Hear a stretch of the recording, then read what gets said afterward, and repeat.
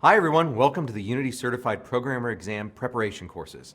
My name is Jeremy Gibson Bond, and I'll be working with you through all of these courses to help you review and practice for the exam. Let's start by talking a bit about the series itself. This is not an instructional series, and these aren't tutorials. Instead, throughout these courses, we'll be presenting you with a series of challenges and solutions. Each challenge is going to cover several topics on the exam, so you should expect most of them to take an hour or more to complete.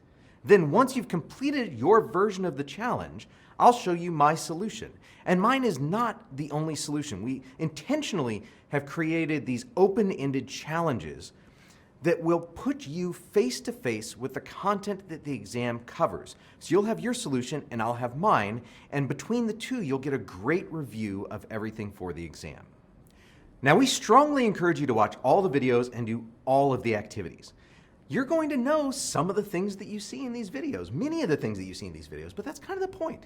You're a professional Unity programmer. The important thing here is that we're trying to feature the most important concepts that will be covered in the exam. And this will help you find places where you might not know as much as we want you to understand before you take the exam. Now, there are two core projects in the series.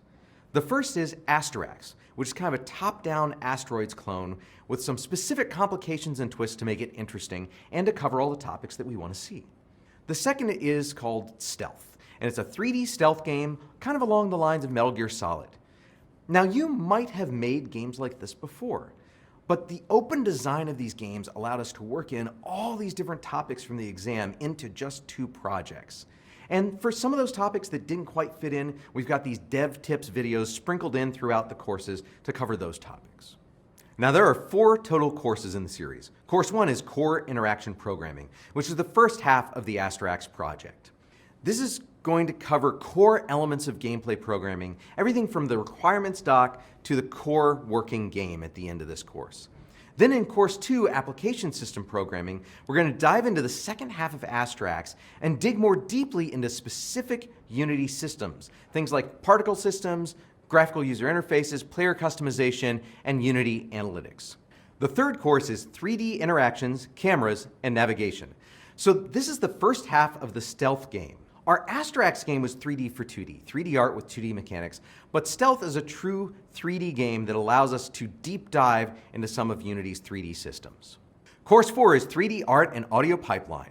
This is the second half of the Stealth game. Topics here include things like character animation, lighting, additive scene loading, and we're also going to talk about some important topics like XR and multiplayer that don't fit within either of the games. So now that you know about the course, I'll tell you a little bit about me. I am a professor at Michigan State University, where I teach game design and programming.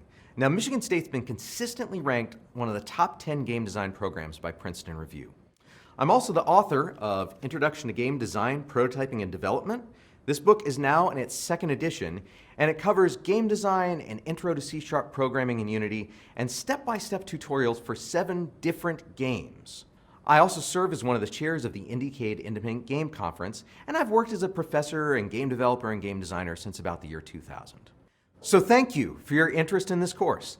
I'm sure it'll help you prepare for the exam, and we've really worked to come up with some fun challenges that are going to present you with a broad swath of the capabilities and technologies that make up Unity.